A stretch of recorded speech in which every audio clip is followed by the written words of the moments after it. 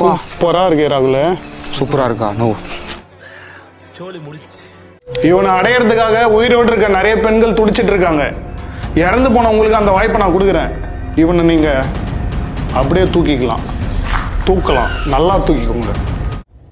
உன்னை தூக்குதா? ஏயில போவான் தூக்குனாச்சுன்னா சொல்லல. எங்கடா எட்டி பாத்துச்சு. நான் உன்னதான் எட்டி பாக்குறது. என்ன எப்பறம் எட்டி பாக்குதுன்னு சொல்ற? 2 பேரும் எட்டி பாக்குதுன்னு சொல்லு. நாம் பேசுவது அதற்கு புரிய வேண்டும். மாயா, என்னிடம் வர வேண்டாம், வகுந்து விடுவேன். வேண்டாம், என்னிடம் வராதீர்கள் தம்பிகளே. சரி வகுந்து விடுவேன். சரிங்க. எழுத்தாணியை சங்கிலே குத்தி விடுவேன். நீ நினைக்கும் அளவிற்கு நான் அந்த விஷயம் இல்லை சரிப்பட்டு வர மாட்டேன். வந்து அவனை பதம் பாருங்கள். அரே யார் பதம்? வாழ்க்கையில இவ்வளவு ஒரு தடவையாச்சும் பதம் பார்க்கணும்டா. பதம் பார்க்கணும். ராஜா, அந்த கிணறா அங்கெல்லாம் போவாதீங்கோ. கிணறு எட்டி பார்த்தாலும் இவ்வளோ இழுத்துருவோன்றாரு தாத்தா நடனா. ஒருவேளை இருக்குமோ.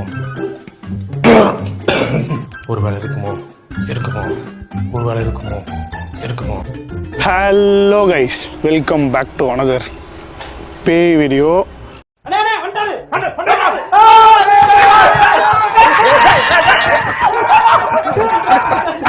மாயான்னு சொன்னதுமே பேய் ஃபேமிலியில் இருக்க எல்லாருமே குஷியாக இருப்பீங்க. ஏன்னா நம்மளோட பைக்கோட பேர் மாயா. இன்னைக்கு இந்த பேய்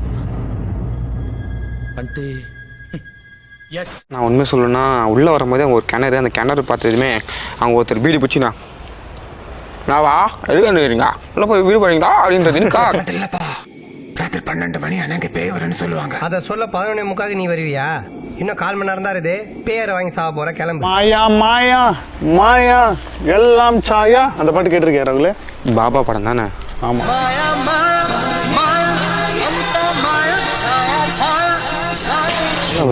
மாயாவோட பெட்டா இருப்பாளா? ஏண்டா, மாயா செத்து பல வருஷம் ஆகுது. இருக்கலாம்னா பேய்களை பொறுத்த எப்படா இருக்கலாம்?